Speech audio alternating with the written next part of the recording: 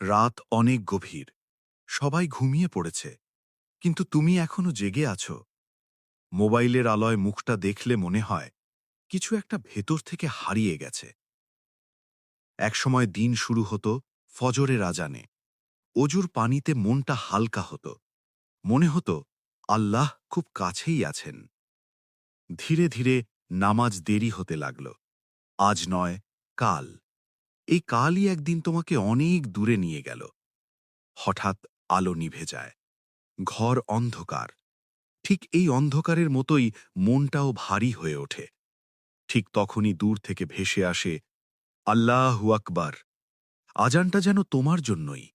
চোখের কোণে পানি জমে ওঠে। অজুর পানিতে হাত ডুবিয়ে মনে পড়ে যায় সব ভুল। তবু আল্লাহ তোমাকে ফিরিয়ে দেননি। সিজদায় মাথা রাখতেই কথা থেমে যায়।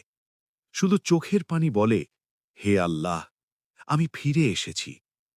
নামাজ শেষ হয়, সমস্যা শেষ হয় না, কিন্তু বুকের ভেতর একটা শান্তি নেমে আসে। সূর্য ওঠে, সব আগের মতোই, কিন্তু তুমি নও। কারণ তুমি জেনে গেছ আল্লাহর কাছে ফিরে আসার দরজা এখনো খোলা।